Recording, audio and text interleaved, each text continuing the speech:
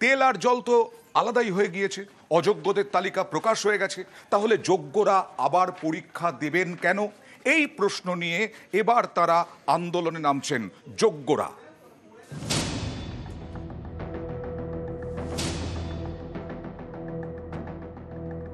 Supreme কোর্টের নির্দেশ মেনে অযোগ্যদের তালিকা প্রকাশ করেছে স্কুল সার্ভিস কমিশন।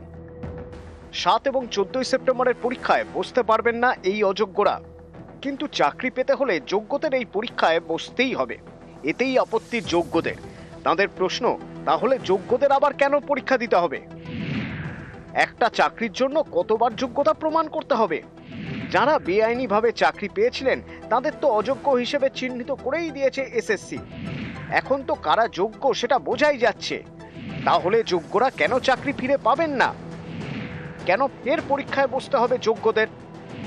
এই দাবি তুলে ইতিমধ্যেই মুখ্যমন্ত্রী এবং বিরোধী দলনেতাকে চিঠি দিয়েছেন যোগ্য চাকরিহারারা।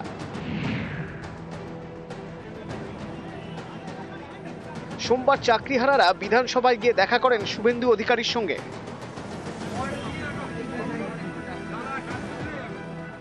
আমরা চাইব রাজ্য সরকার নিশ্চয়ই যেন চান যে বিধানসভায় আধ ঘন্টা 1 ঘন্টার জন্য আমাদের বিষয়টা তুলে ধরে সর্বসম্মতভাবে, সাধারণত কি হয়, শাসক না চাইলেও বিরোধীরা চায়, অথবা বিরোধী না চাইলে শাসক চায়, কিন্তু আমরা দেখতে পাচ্ছি যেখানে শাসক বিরোধী দুপক্ষই রাজি হতে চাইবে এমন একটা জিনিস ঘটতে চলেছে।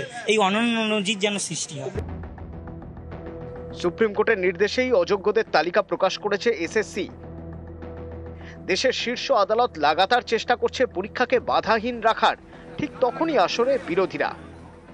সুপ্রিম কোর্টের কাছে হাত জোর করে যান, যে বলুন যে বাকিরা যোগ্য, আপনি তাদেরকে চাকরিতে বহাল রাখার অনুমতি দিন। অপোজিশন একটা চিঠি স্পিকারকে দিচ্ছে, আমরা সর্বদলীয় প্রস্তাবে সমর্থন করব এবং সেই প্রস্তাব রাজ্য সরকার চান।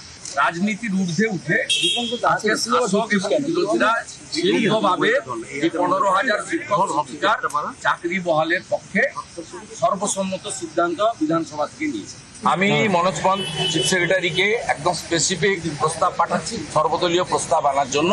যোগ্য সেই প্রস্তাব নিয়ে যদি সুপ্রিম কোর্টে রাজ্য সরকার যায়, আমার ধারণা এটা একটা নজির স্থাপন। একজনও যদি অনিয়ম করে থাকেন, আমরা জাস্টিফাই করছি না, আমরা ডিফেন্ড করছি না। শুধুমাত্র চাকরিগুলোয় জটিলতা তৈরি করে, চাকরিগুলোয় বাধা দিয়ে তাদের চোখের জল আর বুকের আগুনের উপর দাঁড়িয়ে কিন্তু পলিটিক্স করতে চাইছেন। এইটা কিন্তু এরা ধোয়া তুলসী পাতা নয়।